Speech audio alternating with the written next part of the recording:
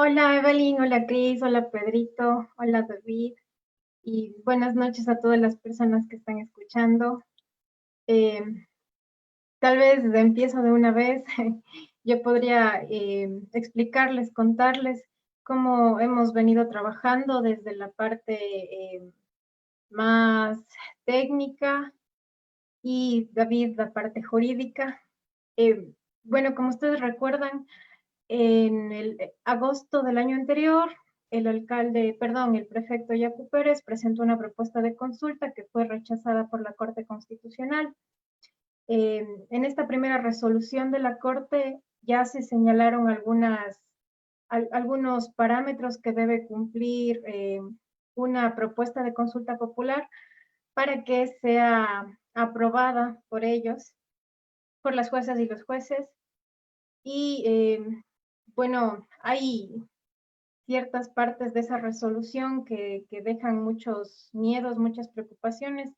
Sin embargo, empezamos a trabajar desde Yas Unidos y pues eh, también con las otras organizaciones y personas que conforman el Cabildo por el Agua en una propuesta propia. Y la verdad es que quisimos que se conforme un gran frente ciudadano, un gran frente comunitario, un gran frente desde Cuenca para hacerle frente a la megaminería en los páramos, a la minería metálica en las zonas de recarga hídrica, en ecosistemas sensibles, pero el prefecto Yacu Pérez no tuvo la apertura, ni mucho menos el alcalde. Ya les contaremos cómo está llevando esta situación el alcalde. Y entonces, pues empezamos a trabajar una propuesta propia. La verdad, les hablo de diciembre del año anterior.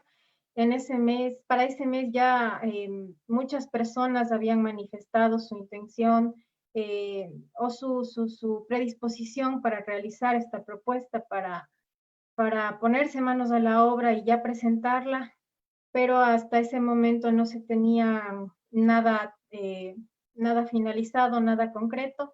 Así que junto a varias personas, compañeros y compañeras del Cabildo por el Agua, empezamos a analizar muy sesudamente varias situaciones, considerando ya las dos resoluciones que había dado la Corte Constitucional a las propuestas de consulta que presentó Yacu Pérez. Así que llegamos a la propuesta final. Eh, Fueron varios borradores, varias semanas, varias sesiones, porque lo que queríamos era abarcar el mayor territorio posible para proteger. Sin embargo, nos encontrábamos con estas limitantes que impuso la Corte Constitucional y con la desidia de las autoridades locales y pues debo decir con la desidia de muchas cuencanas y cuencanos, con la desidia de la comunidad académica de Cuenca y con una, tal vez, eh, unos buenos deseos, pero en realidad deseos de que fracase nuestra propuesta. Entonces, finalmente trabajamos en esta propuesta y llegó el día de proponerla a las concejalas y concejales. Lo íbamos a hacer, la verdad, antes de la pandemia, pero todo esto nos sacudió, todas las personas que integramos este equipo tuvimos que acomodarnos en varias circunstancias a la nueva realidad, pero la propusimos finalmente al alcalde Palacios. Fue hace unas 2 semanas, tal vez muchas personas de las que nos escuchan recuerdan que se, se entregó en la ventanilla única la propuesta de consulta popular para que el alcalde nos dé una respuesta, pero la entregamos también al Consejo Cantonal a través del alcalde. Las preguntas eran las siguientes. ¿Está usted de acuerdo con la explotación minera metálica a gran escala en las zonas de recarga hídrica delimitadas por la empresa Etapa EP en la cuenca del río Tarqui? Y la otra, la misma pregunta, pero en la cuenca del río Yanuncay. La verdad, habríamos querido hacer muchas más preguntas porque nos pareció muy necesario. Sin embargo, tuvimos varios miedos, como les digo, sobre todo por la desidia y la actitud de muchas autoridades. Pero en la sesión de la Comisión de Ambiente del lunes de la semana pasada, la Comisión de Ambiente eh, aceptó por unanimidad la propuesta que hicimos y decidió ampliarla a 5 cuencas hidrográficas. Las 4 cuencas hidrográficas que drenan hacia el Amazonas y una de las 3 cuencas hidrográficas que drena hacia el Pacífico. Es decir, la pregunta que les dije, aplicada a las cuencas del río Tarqui, Yanuncay, Tomebamba y Machangara, y a la cuenca del río Norcay, que es en la que está ubicada el proyecto Río Blanco. La verdad es que lo que hicimos, creo que fue una jugada maestra, porque la delimitación de la que estamos hablando es una hecha por la misma empresa encargada de la dotación de agua potable del Cantón Cuenca. Lamentablemente, la empresa Etapa EP no está exenta eh, de decisiones que son más político-electorales que técnicas y científicas. Y eso se ha visto en la actitud y las palabras del actual gerente de Etapa, que fue lógicamente puesto por el alcalde Pedro Palacios. Sin embargo, por eso es que les digo que fue una jugada maestra, porque con esta situación, con el trabajo que ha venido desarrollando la empresa para tener un manejo integral de las cuencas hidrográficas que permiten el abastecimiento de agua potable para la población en Cuenca, pues el trabajo que ha venido realizando Etapa EP desde 2009 para la delimitación, para llegar a la delimitación actual de las zonas de recarga hídrica en las 7 cuencas principales, digamos, no las puede borrar Pedro Palacios, no las puede borrar el actual gerente de Etapa, no las puede borrar el grupo de concejales que está trabajando más cercanamente con el alcalde. Esa delimitación es la que ha venido trabajando la empresa de agua potable de Cuenca para justo garantizar la dotación de agua potable a mediano y largo plazo. Y sin embargo, ya se han mencionado, ya hay evidencia de que por la misma empresa que la dotación de agua potable no está garantizada para Cuenca para más allá de 2030. Incluso ya se están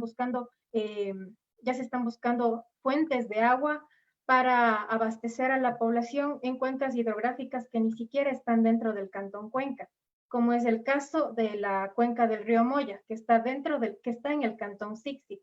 Y sin embargo, desde allá se planea hacer una infraestructura para trasladar el agua de esa cuenca hidrográfica al Cantón Cuenca. Así también está investigando un acuífero subterráneo en la cuenca del río Tarqui, justo con miras a dotar en el futuro de agua potable a Cuenca. Y este escenario que ya se vislumbra que será muy, muy complicado, pues se empeora totalmente por las situaciones imprevisibles, los escenarios imprevisibles a los que nos lleven el cambio climático. Eh, Así que lo que hemos obtenido hasta ahora pues fue una respuesta evasiva del alcalde. Él nos dio su opinión y no llevó la propuesta al Consejo Cantonal. Sin embargo, los concejales, concejalas abrieron los ojos, muchos de ellos se han mostrado muy abiertos y están respaldando la consulta, y no es para menos porque ya llevan un año sin haber tocado el tema, habiendo evadido totalmente el problema más grande que enfrenta Cuenca. Sin embargo, por fin están escuchando, aunque por supuesto que no por buena voluntad, sino por la presión que han ejercido ustedes como medios de comunicación, que hemos ejercido las organizaciones sociales y campesinas, y también ciertas personas de la comunidad académica, que aprovecho diciendo, dejan mucho que desear la comunidad académica y científica de Cuenca. No están enfrentando la situación, tal vez tienen miedo, tienen deseos de continuar en una situación bastante cómoda, pero han sido muy pocas las personas que se han sumado desde la academia a esta propuesta. Yo creo que con todo el análisis que hace Pau, realmente nos quedamos entre preocupados, pero contentas y contentos. David, en ese sentido, más la estrategia judicial, se presentó una acción de protección. ¿Nos puedes explicar hacia dónde va esto y cuál es la lectura política? ¿Tiene que ver con el tema de las elecciones que se vienen? ¿Por qué ahora sí se da apertura? ¿Y cuáles son los grupos que se han manifestado en oposición absoluta a la consulta? Gracias, Cris. Y un saludo para empezar con Eve, contigo, Cris, Guti y con todas las personas que nos están viendo y nos escuchan. Es un gusto estar nuevamente aquí en Cien Etiquetas. Yo creo que la PAO nos dio ya un panorama bastante general y bastante bueno de cómo está sucediendo todo este asunto de la consulta popular acá en el Cantón Cuenca. Sin embargo, algo que es necesario decir es que hoy por hoy el tema de, o más bien la estrategia de la consulta popular prácticamente se convierte en la vía más adecuada, si no en la única, para poder defender los territorios a nivel nacional de la arremetida que de hecho se ha fortalecido un montón por parte de la minería metálica en todo el país. Este gobierno ha demostrado, el gobierno nacional, de hecho los gobiernos locales también, han demostrado una cercanía tenaz con el sector minero en general. Vemos, por ejemplo, uno de los mayores escándalos políticos que hubo en relación al tema de la minería recientemente es la relación que tuvo Juan Sebastián Roldán, que sabemos que prácticamente es el presidente del país, eh, relacionado con un proyecto minero en la zona de Yurimagua, en la que él y un familiar de él estaban relacionados en todo el proceso de concesión con una empresa minera estatal, además, que es la Codelco chilena, que es una empresa gigantesca, y además relacionado con la empresa nacional minera. Y ese tipo de situaciones nos muestra con claridad cómo en el sector minero, además, las influencias de moverse tan fuerte llegan, pues, a generar un estado de corrupción bastante profundizado. Y eso nos preocupa un montón. Frente a eso, la respuesta, por supuesto, tiene que ser política, tiene que ser organizativa, pero sobre todo tiene que ser social y desde las bases que estamos organizadas y que permanentemente estamos tratando de construir propuestas frente a esta situación que es devastadora, tal y como nos comentó la Pau hace un momento. Pero no es fácil, no es sencillo y el camino es largo además. Construir una consulta popular no es cualquier cosita. Vemos cómo la Corte Constitucional, la nueva Corte Constitucional, en 3 ocasiones anteriormente ya ha mencionado efectivamente cuáles son los parámetros de carácter técnico-jurídico que tenemos que seguir para poder plantear una consulta popular. Y esos son justamente los parámetros que han impedido que los 2 intentos que presentó Yacu no hayan tenido resultado en el control de constitucionalidad que tiene que hacer la misma Corte. Y es eso lo que nos ha llevado a tener un periodo bastante largo de estudio de cómo debemos presentar prácticamente un proyecto de consulta popular.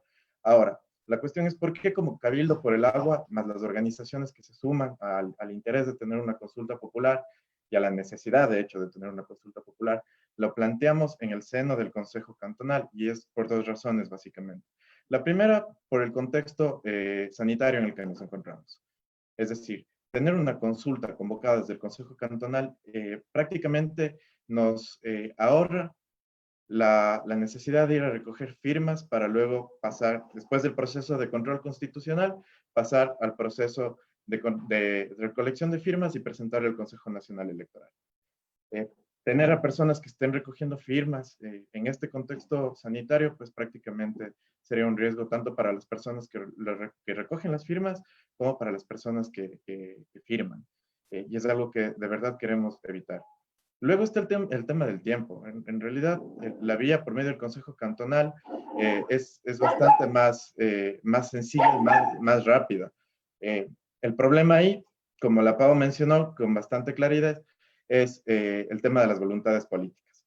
Prácticamente hay personas, hay concejales, concejalas que por supuesto se están sumando muy voluntariamente al tema de la consulta popular, a todo este proyecto y este esfuerzo. Pero hay otros concejales que no. Entonces, a estos concejales, e incluido al alcalde, tenemos que forzarlo, tenemos que presionarlo y que hacer que entienda prácticamente cuál es la necesidad de tener una consulta popular. Y ahí hay un montón de argumentos, desde lo técnico, lo científico, hasta lo jurídico, de por qué la consulta tiene que hacerse en los términos en los que hemos planteado el proyecto, que la PAO de hecho ya nos dio un par de pincelazos al respecto. Entonces, esa es la cuestión. El tema de la acción de protección en realidad se relaciona con la laguna de Vincocha, no es con el tema de la minería, la recién presentada, pero la acción de protección con Río Blanco es otra cuestión y eso también debemos prestarle mucha atención en estos tiempos. La cuestión es que el Ministerio de Energía y Recursos Naturales No Renovables planteó una acción extraordinaria de protección a la sentencia de acción de protección que suspende definitivamente la minería del proyecto Río Blanco. Y estamos prácticamente a la espera de que esta situación se resuelva. Lamentablemente no tenemos todavía una fecha fija para esta audiencia, que será en sede de Corte Constitucional, y estamos prácticamente a la espera de esta situación. Es algo muy complicado. Litigar una acción extraordinaria de protección no es una cuestión sencilla, y mucho menos cuando esta acción extraordinaria de protección la plantea el mismo Estado, y bajo argumentos tenaces que incluso están doblegando y empujando a otros sectores a aceptar la minería. Entre esos es cambiar la matriz energética, la matriz productiva del país hacia la minería. En ese contexto, el sector minero nacional ha planteado ya el Plan Nacional de Desarrollo Minero, que prácticamente busca ser un paralelo del Plan Nacional de Desarrollo que direcciona la política pública de todo el país, y eso es algo que tenemos que prestarle mucha atención igualmente, porque plantea y planea cambios sistémicos y estructurales a nivel nacional. Ahí me parecía algo interesante como para unir los casos que ustedes han dicho y como la gente pueda entender cuál es la magnitud y sobre todo cuáles son también las acciones que se han tomado. Por ejemplo, hoy en Twitter ha permanecido más de 16 horas el hashtag de minería con responsabilidad, que ha sido desde primeras horas del día, básicamente, digamos que viene es una propuesta desde el Estado, básicamente, desde la CENACE. Entonces, y se ha mantenido con un discurso de lo que hemos podido revisar, como minería y educación. Tus audífonos están hechos de materiales que la minería necesita, tus lentes con los que estudias, tu impresora con la que imprimes, y básicamente esa es la campaña educomunicacional que ha dado el Estado, por ejemplo, frente a este tema. Sin duda también ha habido contrapartes, veo aquí Verónica Potes, Acción Ecológica, además también que han hablado de esta mentira de la minoría irresponsable también. Entonces, digamos que este es como ya el eterno discurso de alguna manera en el país, pero que aún no se llega a entender, digamos, no se llega a criticar quizá por la ciudadanía también.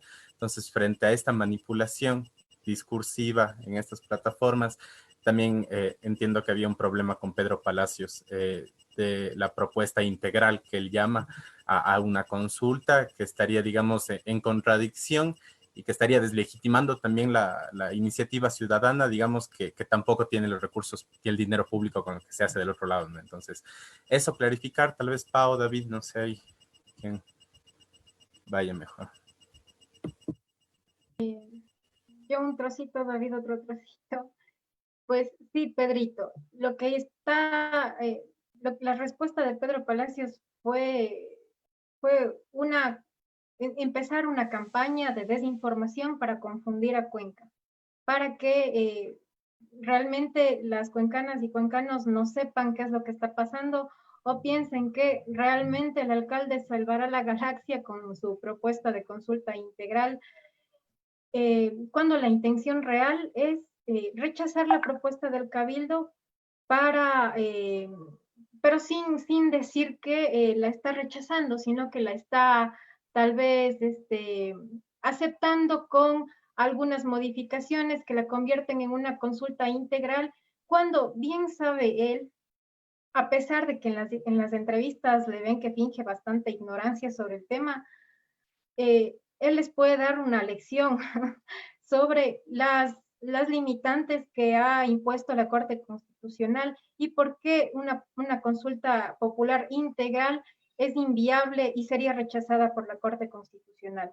Entonces, la respuesta que recibimos del alcalde no fue que llevaría la propuesta al Consejo Cantonal, sino por el contrario, nos dio su opinión que demuestra bastante desconocimiento incluso de sus competencias y nos dijo que, y también empezó a publicar una serie de videitos y de infografías y de pequeños afiches que de cierta forma descalificaban la propuesta que, como les digo, tomó meses de trabajo, de análisis, de debates internos en las organizaciones. Lamentablemente el alcalde se mantiene en esa actitud, pero, o sea, Cuenca no puede permitir que, debido a intereses que no conocemos, que no terminamos de entender, o a una desidia total de parte de estas autoridades, lleguemos al próximo año con uno de los páramos de Cuenca, parte de la zona de recarga hídrica delimitada por la misma empresa encargada de la dotación de agua potable de Cuenca, ya en la fase de explotación de minería metálica a gran escala. Y hay que ser enfáticos en que el proyecto Quimsacocha no es solo el proyecto Quimsacocha. Abre la puerta para que empiece la explotación sin posibilidad de que la paremos en todos los páramos del Cantón Cuenca, porque si han visto el catastro minero pueden ver lo espeluznante que es el punto al que se ha llegado. Y lamentablemente creo que las autoridades no están vislumbrando eso, o tal vez sí lo hacen, pero no les interesa. Por eso yo les pido, les hago un llamado a que no bajemos la guardia, que sí, que mantengamos la presión social, la presión mediática sobre estas autoridades que no comprenden el momento histórico en el que estamos y que ni siquiera comprenden que no estamos hablando de ecosistemas ya degradados o tal vez de zonas desérticas, de zonas intervenidas con una intervención antrópica increíble, sino de las zonas de recarga hídrica delimitadas por la misma empresa de dotación de agua potable de Cuenca.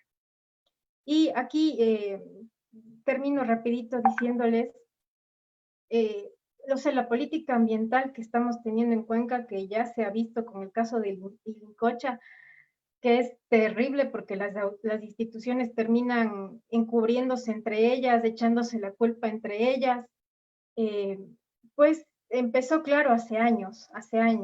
Y uno de los puntos importantes que la mayoría de personas no menciona y que me parece importante mencionar es que fue con la delimitación del área protegida de Quimsacocha, la delimitación hecha con las concesiones de la empresa INB Metals. Es decir, no hubo un criterio ambiental, no hubo prelación del agua, no hubo jamás academia ni ciencia. La delimitación del área protegida de Quimsacocha se hizo con las concesiones de la transnacional, con las concesiones para explotación minera. Y un año antes de eso, la entonces ministra de Ambiente, Marcela Guiñaga, por esta relación tan íntima que tuvo Rafael Correa con las empresas mineras, lo que hizo fue declarar como zona de uso especial minero a gran parte del bosque protector Yanuncay-Irquis, que está en la zona más alta de la cuenca del río Yanuncay, que es zona de recarga hídrica, y que ahorita el río Yanuncay da agua al 18% de la población de la ciudad de Cuenca. Creo que hay muchas cosas que tenemos que decir, que tiene la gente que reclamarles y que no seguir permitiendo. Y estamos en un punto en el que hay que estar pilas, hay que decirles a estas personas que no vamos a permitir que exploten Quimsacocha y con eso lleguen a todos los páramos que para el norte, para el sur, porque ese es el catastro minero.